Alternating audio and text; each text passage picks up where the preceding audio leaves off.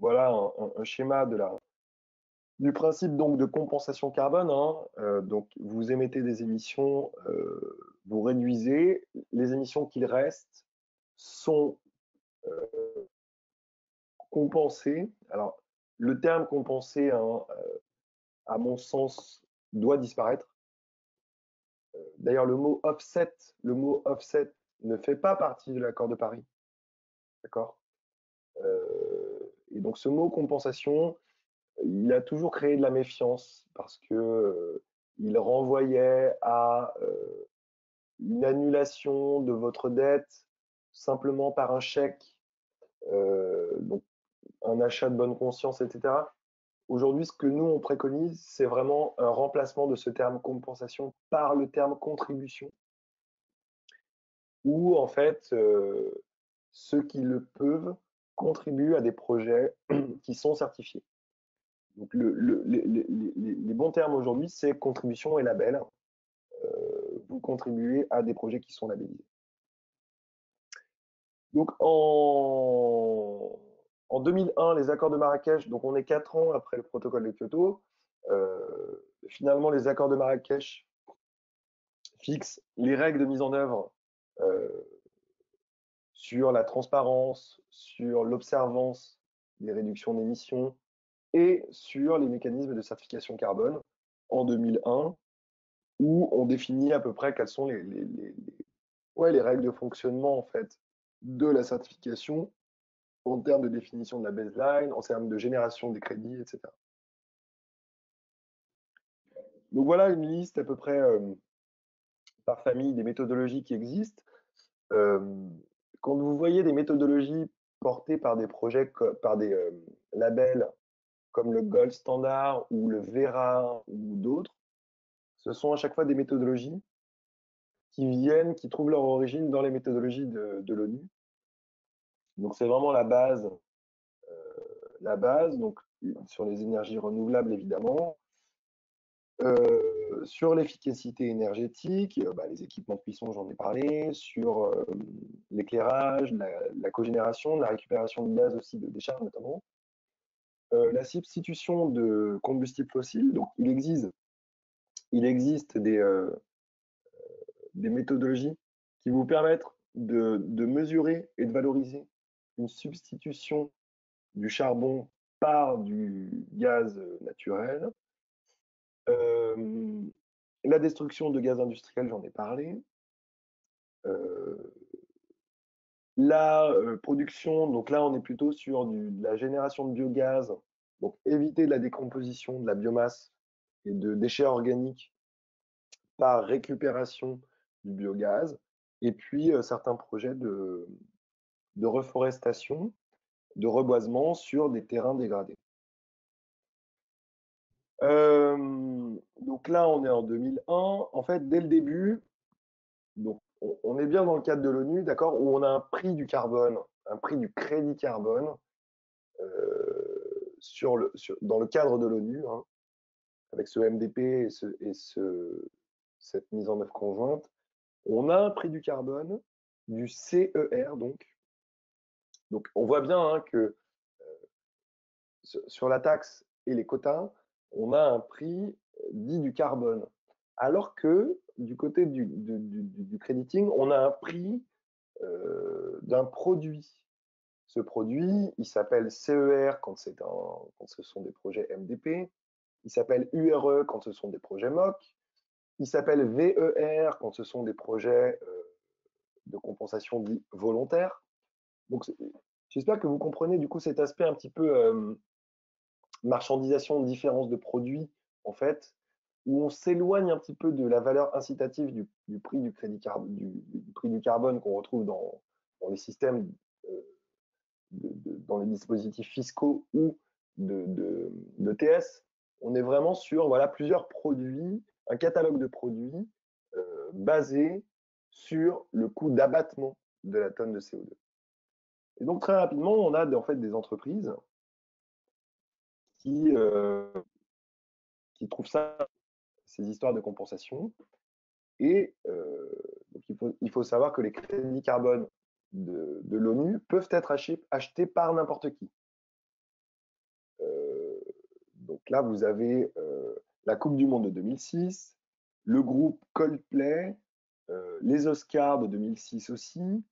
Et puis ça, c'est le programme dont je m'occupais, qui est le premier programme francophone de compensation carbone. Et puis en fait des banques qui ont commencé à s'intéresser au trading des crédits carbone. Donc vous avez tout un phénomène en fait de développement de brokerage, donc d'intermédiaires, de courtiers en carbone qui se sont développés pour faire les intermédiaires entre les porteurs de projets qui avaient des crédits carbone et ceux qui voulaient les acheter. Et donc de façon purement volontaire, personne ne les obligeait. Beaucoup d'entreprises se sont mises à acheter des crédits carbone pour compenser leurs émissions de CO2. Et donc ça a donné lieu à un marché de la compensation carbone volontaire. Cette approche volontaire en fait du crediting, on voit bien qu'elle est complémentaire au cadre de l'ONU, d'accord, sur lesquels vous avez des CER et des URE. Et donc là, on est dans le monde des VER pour Verified Emission Reduction. Et donc, on a très vite des labels de qualité qui se développent pour apporter toute garantie en termes de réduction d'émissions réelles, mais en termes aussi de garantie en termes de bénéfices socio-économiques pour les populations. Donc voilà, aujourd'hui, on a quelques labels qui existent. Le premier, c'est le Gold Standard. Alors, le premier, pas le premier, je dirais le premium, c'est-à-dire celui qui se focalise le plus sur les bénéfices socio-économiques. Et c'est surtout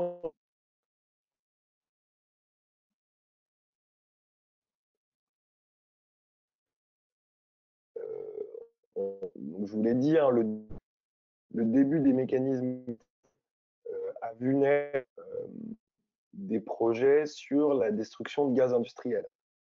Et donc, beaucoup d'ONG, alors je rappelle que les ONG, dans le cadre des négociations internationales à l'ONU, hein, font partie des 9 major groups. Vous avez les syndicats, les agences multilatérales, etc., et les ONG. Et donc les ONG, très vite, ont dit, écoutez, ça s'appelle MDP ou LED de développement, détruire du gaz industriel, ça n'apporte aucun bénéfice pour les populations, et donc on voudrait pouvoir garantir que certains projets ont de réels impacts sur l'amélioration des conditions de vie des populations.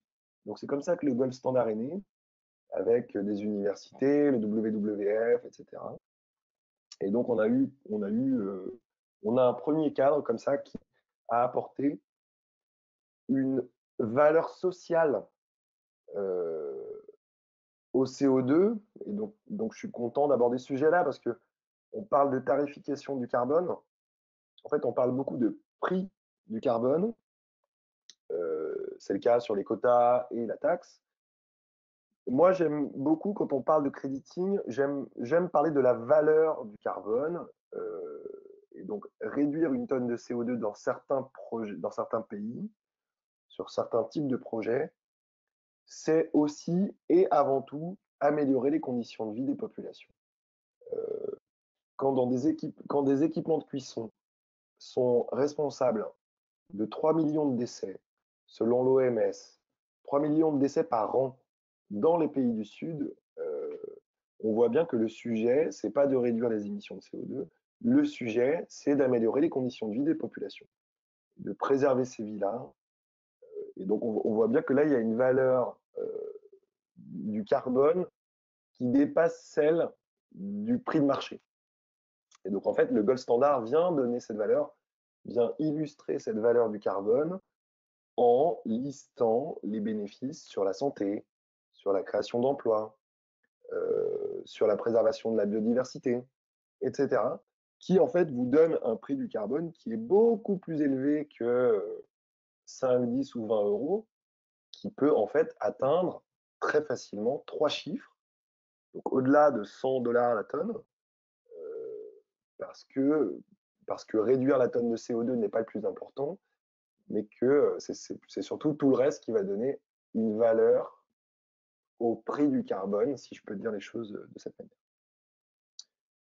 Ensuite, le VCS piloté, c'est de loin, c'est à peu près la moitié du volume de crédit carbone qui est échangé.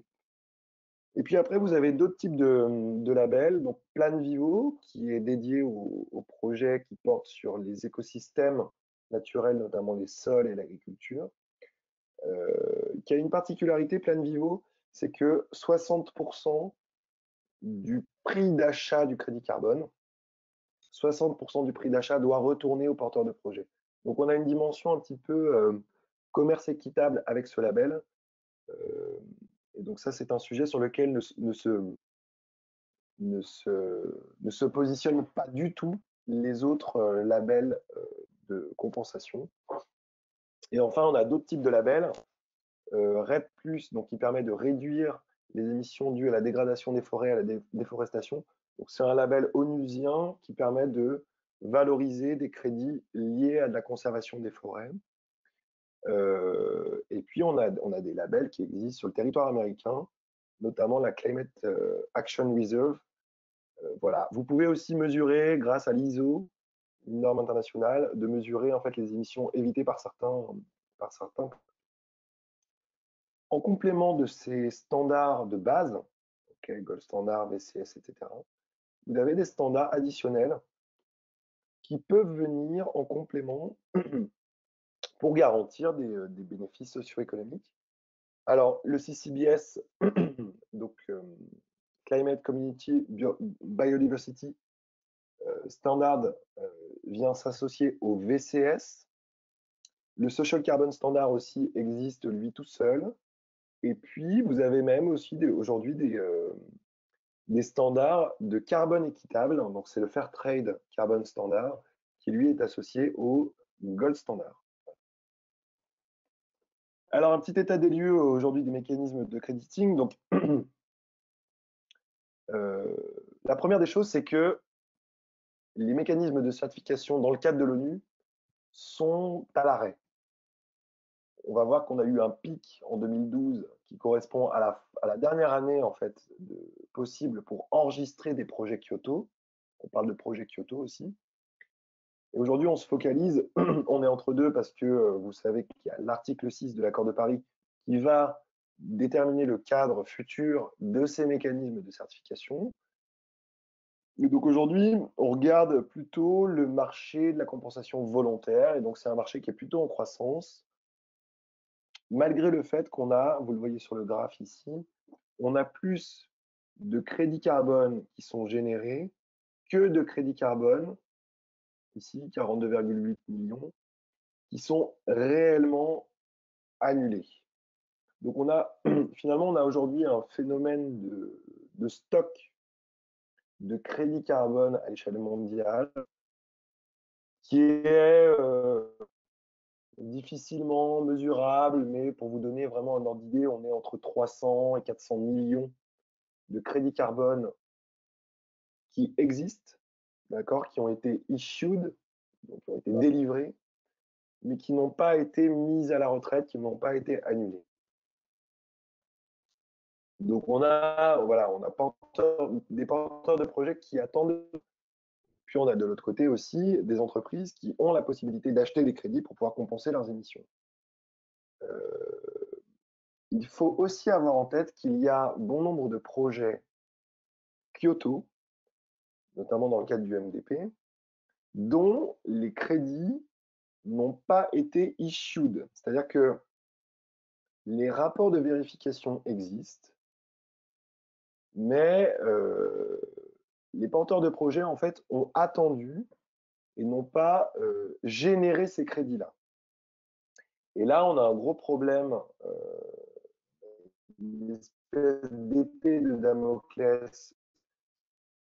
C'est que si demain les porteurs viennent le rapport de vérification en disant moi sur mon projet, j'ai bien évité ou séquestré tant de tonnes de CO2 et donc je les veux, on a une masse de crédits carbone qui pourrait arriver sur le marché. Et là, on estime à plusieurs centaines de millions de tonnes qui pourraient être générées. Donc ça, c'est un sujet vraiment intéressant sur sur l'offre en crédit carbone à l'échelle internationale. Quant à la demande, on estime qu'elle pourrait quand même éponger dans les années qui viennent, éponger les crédits carbone qui sont générés. Alors d'une part par l'ensemble des engagements de neutralité carbone des entreprises. L'exemple le plus symbolique, alors plus que symbolique, hein, c'est Microsoft. Microsoft qui a décidé d'être neutre sur l'intégralité de ses émissions, mais qui va plus loin, c'est-à-dire que Microsoft a décidé de nettoyer les émissions dont il a été responsable depuis sa création, c'est-à-dire sur les 20 ou 30 dernières années. Donc là, c'est un fonds d'1 milliard d'euros qui est généré. On a Amazon qui aussi met des milliards d'euros dans des fonds. Et puis, on a des mécanismes internationaux comme Corsia qui regroupe en fait les compagnies aériennes qui ont décidé de compenser les émissions, une partie de leurs émissions. Et donc, voilà, on a un sujet d'offre et de demande qui est difficile à analyser. On pense quand même que la demande explosant, on devrait pouvoir éponger les crédits carbone qui sont sur. Donc là, on voit bien le pic en 2012 qui correspond à la dernière année de la période de Kyoto, c'est-à-dire la dernière année où on facilitait l'enregistrement de projets type CDM ou MOC.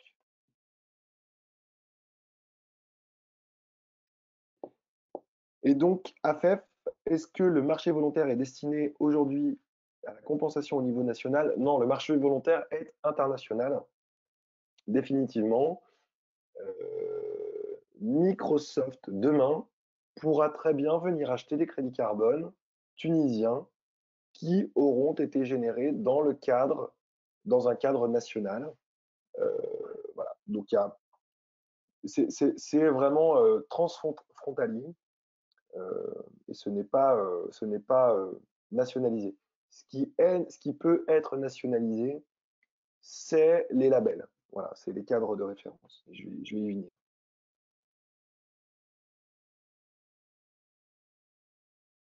Alors, AFEF, les crédits générés sur les marchés volontaires ne peuvent pas être utilisés pour la compensation des émissions des marchés réglementés tels que les ETS. Alors, ça ne va que dans un sens.